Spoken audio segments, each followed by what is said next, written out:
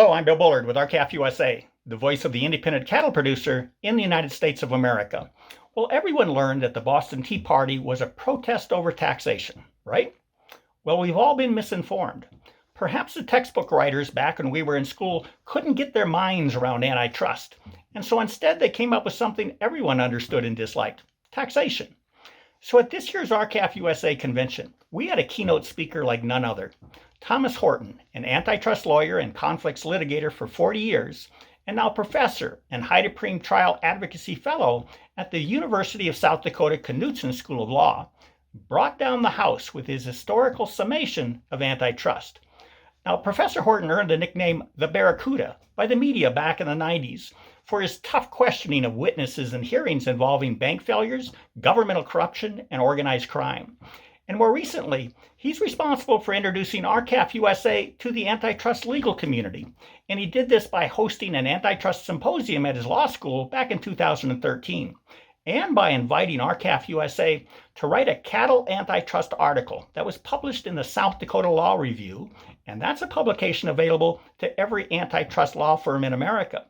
So back to the Boston Tea Party. Professor Horton said that was America's first effort, an effort in colonial America to fight antitrust. It was the beginning of America's long-standing battle for America's economic soul and our nation's moral integrity. The Boston Tea Party, he said, was a protest against the monopoly of the British East India Trading Company and a law passed by the British Parliament that said colonists could not sell tea in their new country. That means this was America's first antitrust action, an action to break up monopolies. Antitrust, then, is a fight for economic fairness and the fair opportunity to compete on the merits. It stems from the fact that America was built on small businesses, like your Main Street businesses and the nation's family-owned and operated cattle farms and ranches. It is a fight against monopolies, corporate control, and corporate cheating. It's a fight for one of America's most cherished values: genuine competition. And Professor Horton described how ranchers were uniquely suited to take on this fight. He said it's because America's ranchers represent the best of America's rugged individualism, economic entrepreneurialism, and competitiveness. And now back to history. George Washington, our first president, has been credited with many firsts, but it's not widely known that he was also the first president to stand up to monopolies. The professor said that after Valley Forge, Washington lamented the profiteering that deprived his soldiers of critically needed supplies, and so he remained contemptuous of those who rigged and monopolized markets. And Washington wasn't the only president to attack commercial and economic monopolies and conspiracies. Professor Horton described the antitrust actions of each of the four presidents memorialized on Mount Rushmore, including, he said, Abraham Lincoln, who, while the Civil War was still raging, wrote that corporations had been enthroned and their corruption would destroy the republic if not put in check. Monopolies and trusts became the scourge of America, the professor said, and what he called the big moneybags, representing key food commodities, were using their power over U.S. senators to tell them how to vote. And all this led to the fleecing of American people.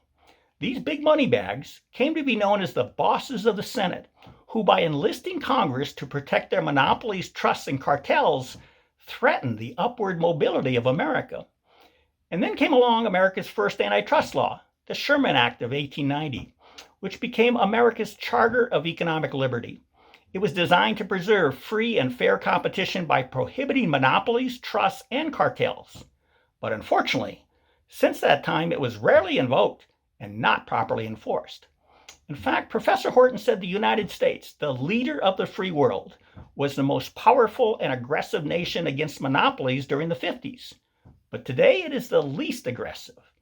Now that's a sad commentary for a nation that purports to value competition, capitalism, and the free market system, as none of them can work if the markets for ranchers, small businesses, and entrepreneurs are all under the control of the cartels. What we must do now is enforce our antitrust laws to once again allow competitive market forces to provide America's cattle farmers and ranchers and small businesses the opportunity to compete on the merits. Now, to watch Professor Horton's amazing antitrust presentation, go to RCAF USA's YouTube channel at www.youtube.com/ RCALFUSA, no dashes.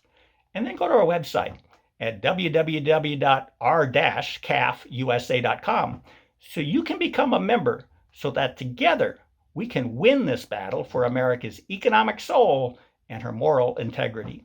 With that, have a productive week. Thank you and goodbye.